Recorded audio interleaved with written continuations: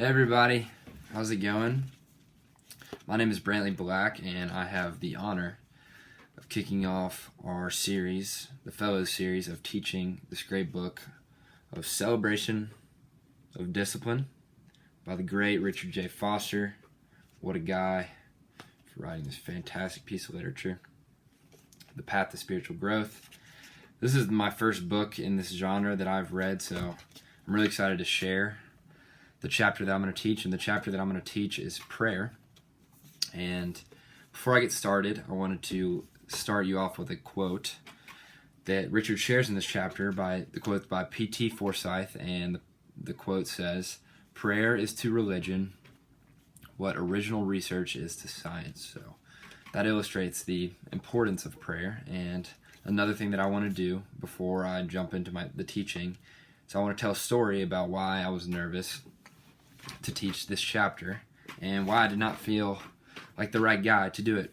So all of my life I have felt very much so in the back seat of my prayer life, and whether that be at camps or at the dinner table, anytime somebody asked for somebody to pray, it really, every time I have had the courage to stand up and do it, I've always felt better about it myself after doing it. So I don't know why I don't take those clear results and implement them and always be the guy that offers up to pray, but I'm not. So, and I think that derives from when I would be at camps at Rutledge, and we'd be closing the night in prayer, and my counselor would just piece together this, Mona Lisa of a prayer of just eloquently crafted words that perfectly express what the tone was that night, and any of the campers' issues that they had brought forth to their counselors, the counselor would perfectly call it back. And that just showed me and made me a little bit insecure that there was something they were doing that I didn't know about. So when I was asked to teach on this chapter, I did not feel like I was the guy. So hope that helps me relate to some of you guys who do not feel like they've taken initiative in their prayer life, because I'm the same way, but I've learned a lot through this chapter, and I hope you all do too.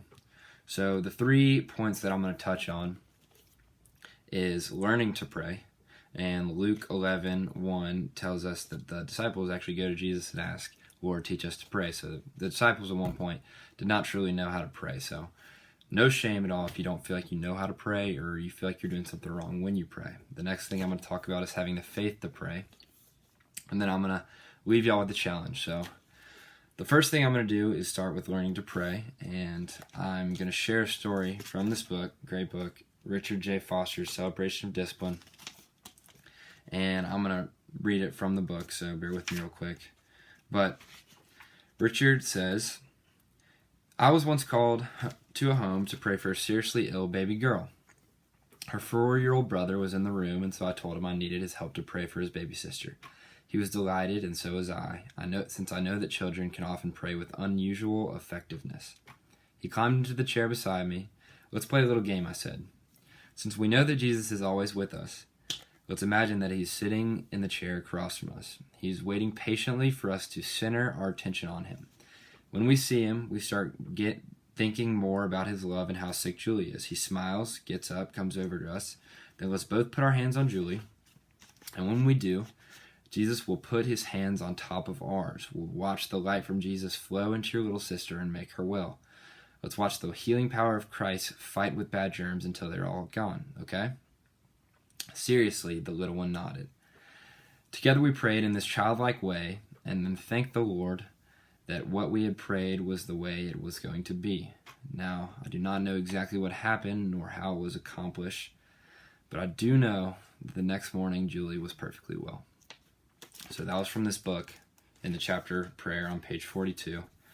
And that gave me a lot of courage to talk about this chapter. And it did so because, I'm going to say in a little bit, that illustrates the importance of starting small and almost approaching prayer in a childlike way. So do not be afraid if you ever hear somebody just drop the mic on some amazing prayer that is minutes long don't let that intimidate you, because Richard, in this moment, Richard's a guy who's been studying prayer his whole life up until this moment. He's been under the tutelage of so many different people, and he seeked out teachings of so many people who've written pages and pages on prayer, on just the topic of prayer. But he needs, obviously, and uses this child, and they pray in a childlike way and use a childlike imagination to picture Jesus across the table from them, and him coming and the three sets of their hands sending healing power into Julie, the sick little girl, and she comes up healed the next morning. So don't let big prayers intimidate you. Do not be afraid to start small. Actually, I would encourage you to start small in your praying. Approach it in like a childlike way. Think about how a child would do it, because in the end we are children of God. So there's no shame in starting small and feeling very young in prayer. So that helped me a lot, because I've always felt the pressure to deliver these huge prayers because I've been surrounded by them my whole life. But don't let that be the case. Starting small is a big part of it. So the next thing that I'm going to talk about is having the faith to pray. And on page, I do not know, I should have written down what page it's on, but he says in this chapter, Richard says,